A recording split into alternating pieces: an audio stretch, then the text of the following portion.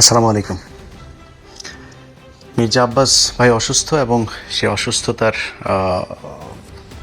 কারণে অনেকেই সোশ্যাল মিডিয়াতে বিভিন্ন জায়গাতেই দেখলাম, বিশেষ করে সম্ভবত যারা বিএনপির ভাই বোনেরা আছেন তারা বোধহয় বেশিরভাগ এইসব লেখাগুলো লিখছেন যে নাসিরউদ্দিন পাটোয়ারি হচ্ছে গিয়ে এই মির্জা আব্বাসের অসুস্থতার জন্য কারণ। আপনাদেরকে জ্ঞাতার্থে বলে রাখি যে মির্জা আব্বাস 2026 সালের 12ই ফেব্রুয়ারি যে নির্বাচনটা হয়েছে সেই নির্বাচনে উনি জনগণের ভোটে এমপি হন নাই। এটা ভাই আপনারা যারা আওয়ামী লীগের মতো গায়ের জোরে যদি কথা বলেন সেটা অন্য হিসাব, কিন্তু যদি যুক্তি আর বাস্তবতার প্রেক্ষিতে কথা বলেন তাহলে মির্জা আব্বাস যে ফেল করেছে সেটা আপনি নিজেও জানেন। আওয়ামী লীগের অনেক এই দিন একজনের সাথে কথা হচ্ছিল, উনি সম্প্রতি বাংলাদেশ থেকে এসেছেন, আওয়ামী লীগের সমর্থন করেন, বাট সে আবার আমারও পছন্দ করে ইন্ডিয়ার কারণে। তো উনি আমার বললেন যে বলতেছে ভাই কোন এমপি, ও আচ্ছা রহমত রহমত আলী না রহমতুল্লাহ, যে রহমত আলী বোধহয়, যে বাড্ডার ওই দিকের যে এমপি ছিল আওয়ামী লীগের, এর বউ নাকি আবার খুব ভালো মানুষ। হ্যাঁ, এর বউটা সে ভোট দিতে গিয়েছে, পরের দিন দেখে তার বউয়ের ভোটটাও বউ দিতে পারেনি, ভোট আরেকজন দিয়ে দিয়েছে, মানে রাতের ভোটের, যেহেতু 2018 সালে। তো এই লোক সে এরকম এক ভোট কেন্দ্রে সে সারা রাত ভোট মেরেছে। তো এসে তারপরে সে বললো যে ভাই এই ব্যাপার, ভোট কিন্তু এইভাবেই হয়েছে, আপনারা যেটা বলেন এটা একদম অযৌক্তিক না। তো এটা কিন্তু আওয়ামী লীগের লোক সবচেয়ে ভালো জানে যে রাতে ভোটটা যে হয়েছে। আজকে বিএনপি 2026 সালের 12ই ফেব্রুয়ারি নির্বাচনে কি করেছে এটা বিএনপি পৃথিবীর সবচাইতে ভালো জানে, কিভাবে কি হয়েছে, কোন জায়গায় কাকে ঠকায়, কাকে জিতানো হইলো কি, এগুলো সব কিছু ওনারা আমাদের চাইতে ভালো জানে, স্বীকার করবে না, এটাই হচ্ছে গিয়ে পার্থক্য। স্বীকার করার দরকার নেই, কিন্তু উনি কিন্তু একজন ভোট চোর। এবং দুনিয়াতে আপনি চুরি, বাটপারি, শয়তানি সব কিছু করবেন আর আপনি অসুস্থ হলে সব কিছু মাফ হয়ে যাবে, বিষয়টা এরকম না। বাট আমাদের ভেতরে ওইটুকু মনুষ্যত্ববোধ, মানবতাবোধ, সৌজন্যতাবোধ আছে সেইটুক, যে একজন মানুষ অসুস্থ হয়েছে, মানুষ তো যাই হোক আশরাফুল মাখলুকাত হিসাবে আমি তাকে, তারপরে সে মুসলমান, আমি তাকে ভাই মনে করি, ভাই হিসাবে আল্লাহর কাছে দোয়া চাই আল্লাহ যেন ওনাকে সুস্থ করে দেখ। বাট এই যে দোষ যারা দিচ্ছেন তাদেরকে প্রথমে হিসাব করতে বলবো, মির্জা আব্বাসকে যদি নাকি ওনার ধরেন কোনো পাপ টাপ কিচ্ছু নাই, এই ভোট চুরি করেন নাই, উনি ভোটেই জিতে তারপরে সংসদ সদস্য হয়েছেন, উনি খুব ভালো মানুষ, ওনার মতো ভালো মানুষ এই দুনিয়ায় কেউ নাই। উনি এই যে ঢাকা ব্যাংকের মালিক, এই ঢাকা ব্যাংকের মালিক ওনার বাবার বাড়ি ঘর ভিটে মাটি বিক্রি করে তারপরে ঢাকা ব্যাংক দিয়েছেন, এখানে 1 টাকাও 2 নাম্বারি টাকা নাই। বিএনপির সময় উনি গণপূর্ত মন্ত্রী ছিলেন, ওই মন্ত্রী থাকা অবস্থায় 1 টাকাও খায় নাই, খুব সৎ অফিসার ছিলেন তিনি। এরকম একজন সৎ মানুষ মনে করে তারপরে ধরেন বক্তব্যটা যদি শুরু করি, এইবার আসেন যে এটার জন্য দায়ী কে। মির্জা আব্বাসের এই যে মনোনয়ন, এই মনোনয়ন পাওয়া নিয়েও কিন্তু দলের ভেতরে ওনাকে না দেওয়ার পক্ষে লোক ছিল। জিজ্ঞেস করেন বিএনপির লোকজনের, যারা বিএনপি, আমরা তো ভাই মানে আওয়ামী বিরোধী ছিলাম, বিএনপির সাথে তো আমাদের সম্প্রতি সম্পর্ক, বিএনপি আমাদেরকে শত্রু মনে করে, বাট বিএনপির ভেতরে তো অনেক বন্ধু বান্ধব আছে, অনেক সূত্র আছে, অনেক সাথে এখনও ভালো সম্পর্ক আছে, ওনাদের কাছে জিজ্ঞেস করেন আপনারা। ওনার স্ত্রী আফরোজা বেগম, উনি আপনার এমপি নির্বাচন করতে চেয়েছিলেন, যেখানে ওই যে হাবিবুর আছে না, ছাত্রলীগের সাবেক ছাত্রলীগের যে হাবিবুর, এই হাবিব হচ্ছে গিয়ে আপনার ওই আসনে আফরোজা চেয়েছিলেন, মানে মির্জা আব্বাসের স্ত্রী, ওনার পুরো নামটা আমার মনে নেই, ওনার স্ত্রী চেয়েছিলেন ওইখানে দাঁড়াইতে, খুব চেষ্টা করেছেন, ওনাকে দেওয়া হয় নাই। মির্জা আব্বাস এমপি হওয়ার পরে মন্ত্রণালয়ে মানে মন্ত্রিসভা গঠন হইল, সেই মন্ত্রিসভার ওইখানে কি মির্জা আব্বাসকে মন্ত্রণালয়ে দেওয়া হয়েছে? বলেন, আপনারা বলেন। বিএনপির যারা মির্জা আব্বাসের দেখলাম ওনারা দেখার জন্য সোজা প্রধানমন্ত্রী নিজেও গিয়েছেন ইয়েতে দেখা করার জন্য, হসপিটালে দেখা করার জন্য, তো উনি খুব গুরুত্বপূর্ণ এই কারণেই তো গিয়েছেন। তো ঠিক আছে, আমরা ধরে নিলাম যে ওনাকে বিএনপি খুব পছন্দ করত, ওনাকে মন্ত্রী পদমর্যাদায় উপদেষ্টা বানানো হলো। এই আওয়ামী লীগের সময় মনে আছে আপনাদের একবার ওই যে দপ্তরবিহীন মন্ত্রী একজন ছিল, কে যেন আমি ভুলে গেছি এই লোকটার নাম, কাউকে একজনকে দপ্তরবিহীন মন্ত্রী বানানো হয়েছিল, সুরঞ্জিত সেন গুপ্ত টুপ্ত বা কাউকে একজনকে, আমার মনে নাই তার নাম। তার নিয়ে আমরা খুব হাসাহাসি করতাম, ট্রল করতাম ফেসবুকে। তো এই যে মির্জা আব্বাস গয়েশ্বরচন্দ্র রায় এরকম কয়েকজনকে দপ্তরবিহীন মানে এই মন্ত্রীর পদমর্যাদায় উপদেষ্টা বানিয়েছে না, এটা কিন্তু গালের মধ্যে একটা জুতা মারা। মির্জা আব্বাস ওই জুতায় কতটা কষ্ট পেয়েছেন সেটা আপনারা মানে বাস্তবতা দিয়ে আপনাদেরকে আমি বুঝিয়ে দিই। আপনাদের মনে আছে গয়েশ্বরচন্দ্র রায় এই উপদেশটা বানানোর পরের দিন একটা বক্তব্য দিয়েছিল, মনে আছে আপনাদের? পৃথিবীতে যতদিন বেঁচে থাকবে কোনোদিন গয়েশ্বরচন্দ্র রায় মন্ত্রী হবেন না। উনি নিজে বলেছেন আমি কোনোদিন মন্ত্রী হব না যতদিন পৃথিবীতে বেঁচে থাকব। কত কষ্ট পেলে তারপরে একজন মানুষ এই কথা বলতে। আপনার কি মনে হয় না মির্জা আব্বাসও একই রকম কষ্ট পেয়েছে? মির্জা আব্বাসও পেয়েছে। অতএব মির্জা আব্বাসের যদি নাকি এই কষ্ট, এই ব্রেনের উপরে যে এই চাপ যদি কেউ দিয়ে থাকে সেটা বিএনপি দিয়েছে, নাসিরউদ্দিন পাটোয়ারি দেয়নি। এখন তারপরে আপনারা ধরেন তর্কের খাতিরে যদি তর্ক করতে যান, নাসিরউদ্দিন পাটোয়ারিকে এখন অনেকেই বলছেন মামলা টামলা করবেন, ওনার বিরুদ্ধে কথাবার্তা বলছেন। নাসিরউদ্দিন পাটোয়ারির জায়গায় যদি নাকি মির্জা আব্বাসকে হারানো হইতো, নাসিরউদ্দিন পাটোয়ারি এখনো পর্যন্ত তো জীবিত আছে, সুস্থ আছে, ওরে পিটাই মেরে ফেলতো বিএনপির লোকজন। মনে আছে আপনাদের? মির্জা আব্বাসের বউ নিজে চলে গিয়েছে আপনার কেন্দ্রে, নিজে কেন্দ্রে গিয়ে, সে ভিডিও দেখেছেন আপনারা? নিজে গিয়া একজন বউ তো, ক্যান্ডিডেটের বউ তো এইভাবে যায় ভোট গণনা করতে পারে না, তাই না? তার এখানে ঢোকারই এখতিয়ার ছিল না, সে সেখানে গিয়েছে। গিয়ে তারপরে সেটা নিয়ে আপনারা সোশ্যাল মিডিয়া, নিউজ, পত্রিকা, টেলিভিশন সব জায়গায় দেখেছেন এই খবর। কেন গিয়েছিলেন? ভোট চুরি করতে গিয়েছেন। আপনি ভোট চোরের বউ, আপনি ভোট চোর। যদি বলেন যে নাসিরউদ্দিন পাটোয়ারির কারণেই সে মারা গিয়েছে, নাসিরউদ্দিন পাটোয়ারির কারণেই সেটা হয়েছে, নাসিরউদ্দিন পাটোয়ারির এইটুক দায়িত্ব নিয়ে নেওয়া উচিত। মারা গেলে মারা গেছে, আমার কথায় যদি সে এরকম অবস্থা হয়েছে, আমি সত্য কথা বলছি, আমি ভোটে আমারে জোর করে তারা চুরি করে জিতাইছে, এই জন্য করা হয়েছে। এই নাসিরউদ্দিন পাটোয়ারি সহ জামাত ইসলামে যে আজকে পর্যন্ত চুপ করে আছে না, এই জামাত ইসলাম ওই যে ওয়াকার বলেছিল বুকে পাথর বেঁধে তারপরে হাসিনাকে সে দেশ থেকে বের করেছে, এই জামাত ইসলাম বুকে পাথর বেঁধে তারপরে এই 12 তারিখে নির্বাচনটা মেনে নিয়েছে। কারণ জামাত ইসলামকে বলা হয়েছিল শুধু এক জায়গা থেকে না, আপনাদেরকে বললাম না, এটা জামাতের কেন্দ্রীয় নেতাদের সাথে যাদের পরিচয় আছে তারা জিজ্ঞেস করে নিয়েন যে কোন কোন জায়গা থেকে, দেশের ভেতর বাহির, উত্তরপাড়া দক্ষিণপাড়া বিভিন্ন জায়গা থেকে, কোন কোন জায়গা থেকে তাদেরকে বারবার ওয়ার্নিং দেওয়া হয়েছে। জামাত কিন্তু চেয়েছিল প্রতিবাদ করতে, রাস্তায় নেমে যেতে চেয়েছিল, এটা নিয়ে ব্যাপক গ্যাঞ্জাম তাদের করার লোকও ছিল, প্রস্তুতিও ছিল, তারা করতেও ছিল, বাট তাদেরকে বারবার করা হয়েছে যে না, কোনো কিছু করা যাবে না। তারা করে নাই। তারা কিন্তু এই দেশের কথা চিন্তা করে, দেশটা গৃহযুদ্ধ বেঁধে যাবে, দেশে একটা খারাপ পরিস্থিতি তৈরি হবে, আওয়ামী লীগ, ইন্ডিয়া তারা সুযোগ নেবে, তারা নিজেদের ক্ষমতায় দেওয়ার চাইতে দেশের যে রাজনৈতিক পরিবেশ, এই পরিবেশটাকে তারা শান্ত রাখতে চেয়েছে, এই জন্য তারা ওই দিন গ্যাঞ্জাম করে নাই। আপনার মনে হয় না যে জামাতের এইটুকু ক্ষমতা আছে? এবং আপনারা বলে রাখি, জামাত ইসলামের যদি নাকি মাঠের নামে পিটাপিটি করতে আসেন না, বিএনপি আপনারা পিটাপিটি করে পারবেন না ওদের সাথে। অনেক বড় বড় কথাবার্তা বলতে পারেন। ওই যে ছাত্রলীগ, আওয়ামী লীগের লোকজন মনে আছে বিধবা নারীদের মতো জামাই মারা গেলে যেমন অসহায় হয়ে যায় না, ছাত্রলীগ, যুবলীগ, পুলিশ প্রশাসন ছাড়া ওইরকম আমরা ওদের বিধবা বলে খেপাইতাম, সবসময় পুলিশের পেছনে থেকে তারা বিশাল মাস্তানি করতো। আজ কোথায় রে বাবা তোরা? তোদের পুলিশ বাপ নাই আর সেনাবাহিনীর বাপেরা নাই, আজকে তোরা কোথায়? রাস্তায় আয়। আজকে তো রাস্তায় যাইতে পারিস না, তোর মারে খেদানোর পরে যখন বুঝছিস সরকার ক্ষমতায় নাই, 3 মিনিটের মধ্যে সারা দেশ থেকে তোরা উধাও হয়ে গেলি। এইরকম আন্ডা বাচ্চা সহ পৃথিবীর ইতিহাসে কোনোদিন এরকম হয়নি।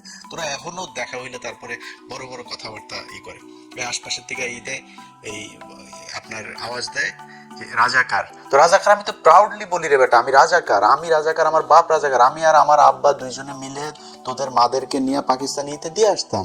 এটা আমি নিজে বলি, স্বীকার করি। আমি কি বলদ? তোর বলদ মনে হয় আমারে? আমি ঠকবো কেন? আমি আর আমার বাবা দুজন মিলে পাকিস্তান ক্যাম্পে দিয়ে আসতাম, মানে কি তোদের মাদের বোনদেরকে মেয়েদেরকে দিয়ে আসতাম। তাহলে এখন পাকিস্তানের বীজ হলি কারা? তোরা। তো তোরা রাজাকার বললে আমি তো প্রাউড ফিল করি। তুই আমার যেটা বলে খেপাইতে চাই সেটা তো আমি খেপি না। আর কী হবে? তুই রাজাকার বলবি, আমি তোরে বলবো তোর মা তো বিয়ে ছাড়া মোদের সাথে যায় শুইতেছে, তোরা তো ওইটা আনতে পারিস না, তোর মারে তোদের আপারে আন, এটা তো আনতে পারিস না। তো এটা বলে ওনারা করতে চায়। যাই হোক, সেই রাজাকারের ওই আলাপে গেলে আবার অনেক অন্যদিকে চলে যাবে। তো এখন এই মির্জা আব্বাসের বিষয়ে যদি নাকি এখন মনে করেন জামাত ইসলাম মাঠে ওই দিন খারাপ কাজ করতো, তাহলে দেশের পরিস্থিতিটা খারাপ হইতো। বিএনপি হইলে এই ধৈর্য জীবনও দেখাইতো না। হেরে তারপরে বিএনপি জিতে আজকে করছে, ক্ষমতায় আছে, ভোটে হেরে। শোনেন, যেই সব জায়গায় 3,000, 4,000, 5,000 এরকম হয়েছে 57টা না 54টা আসনে, আপনার মনে তারেক রহমান প্রধানমন্ত্রী, সেই প্রধানমন্ত্রী খালেদুজ্জামান ভাইয়ের কাছে জিতেছে হচ্ছে 5,000 ভোটে। এটা আপনার বিশ্বাস হয়? আপনি কাউন্ট করেন প্রথম দিকের কেন্দ্রগুলোর ফলাফল আর শেষে একই সাথে 17টা কেন্দ্রের ফলাফল দিয়ে দেওয়া হইলো। কেন? ওগুলিতে সব করাতে তারেক রহমান আগায়, সব করে আর প্রথমে যেগুলো ইন্ডিভিজুয়ালি কেন্দ্রগুলো করা হইলো সব করাতে খালেদুজ্জামান ভাই আগায়। এটা আপনাদের বিশ্বাস হয়? তো কেমনে হয়েছেন, কেমনে ক্ষমতায় গেছেন, সমস্যা নাই, কোনো সমস্যা নেই। তারপরেও তারেক রহমান এখন পর্যন্ত সোফার যা কিছু করছে খারাপ লাগছে না। খালি একটাই অনুরোধ থাকবে, আওয়ামী লীগ আর ইন্ডিয়ারে নিয়ে আসেন। আর কোনো জায়গায় কোনো কিছুতে কোনো আপত্তি নাই, কোনো কষ্ট নাই, কোনো অভিযোগ নাই, কিচ্ছু থাকবে না।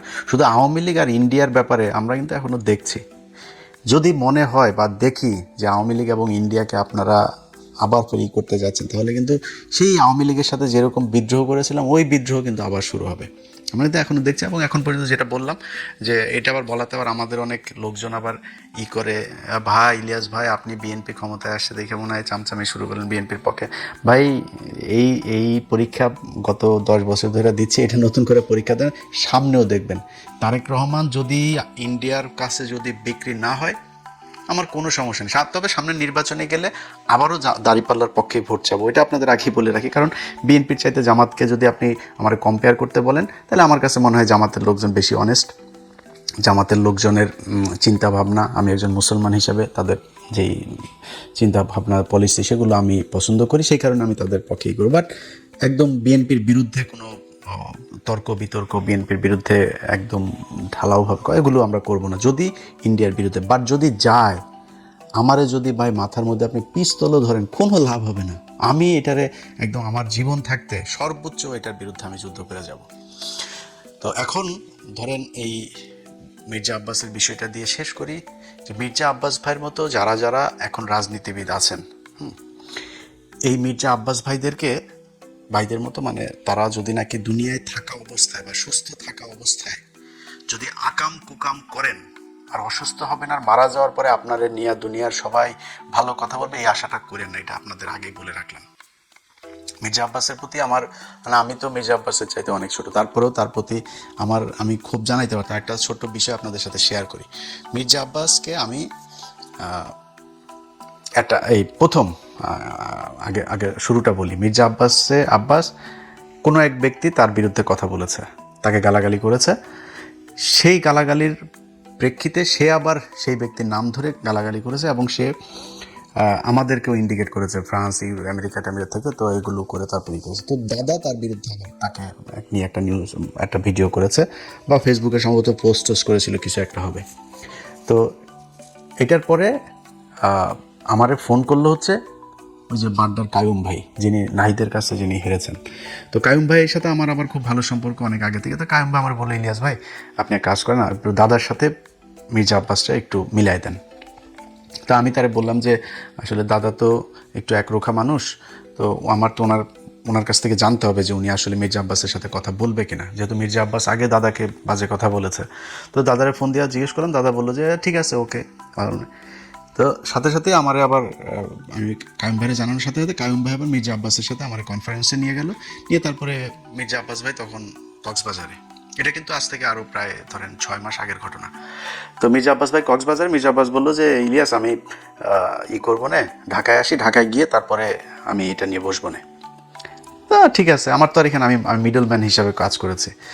এরপরে সে আর আমার সাথেও কায়ুম ভাইও আর কিছু বলে নাই, সেও আমার কিছু বলে। এর মাঝখানে দেখি আবার ফের সে ঢালাওভাবে আমাদেরকে নিয়ে বাজে কথাবার্তা বলা শুরু করলো। তারপরে আমি আমার মতো ছিলাম।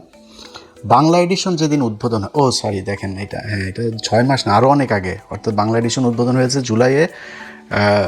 জুলাইয়েরও আরও ধরেন মাসখানেক আগের ঘটনা এটা।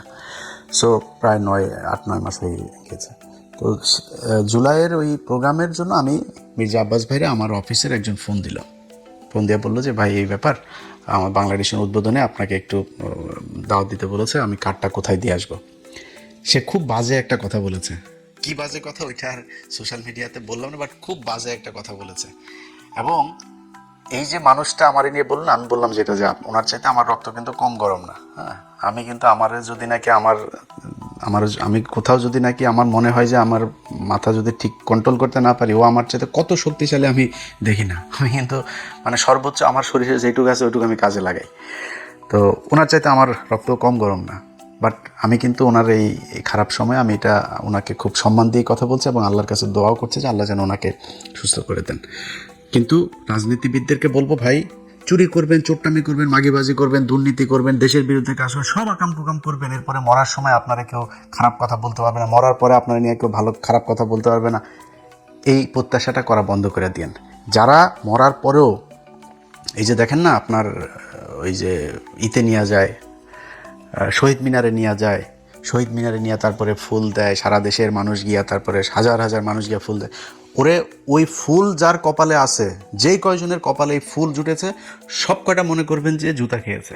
কথাটা শুনতে খুব খারাপ লাগলো, একজন মুসলমান হিসেবে বললাম, কোনো মুসলমান যদি এই শহীদ মিনারে গিয়া বিভিন্ন জায়গায় ফুল টুল এগুলো নেয় না, এই মৃত্যুর পরে যার হয়েছে ওরে মনে করবেন ওর জীবনের অনেক পাপ আছে, এই পাপের শাস্তি কিছুটা এখানে দুনিয়ায় হচ্ছে। যে আল্লাহ যাকে পছন্দ করেন ওরে আল্লাহ শহীদ মিনারে এই ফুল নেওয়ায় না। আপনাদের মনে আছে কবি আল মাহমুদের কথা মনে আছে? আল মাহমুদ ভাই কিন্তু একজন মানে আমার দেখা একজন সবচেয়ে মানে শ্রেষ্ঠ মানুষদের মধ্যে বাংলাদেশের একজন উনি। পিয়াস করিমের কথা মনে আছে? দুইজনের একজনকেও এই ছাত্রলীগ, আওয়ামী লীগ এরা শহীদ মিনারে নিতে দেয়নি। এটা এর ফয়সালা আল্লাহ ওই উপর থেকে করেছেন, এটা দুনিয়ায় কেউ ফয়সালা করে না। আল্লাহ ওনারে এই শাস্তি দিতে চায় নাই, এই অপমান করতে চায় না, এই জন্য ওরে শহীদ মিনারে নেয় নাই। আল্লাহ পছন্দ করেছেন তাই শহীদ মিনারে নেয় নাই।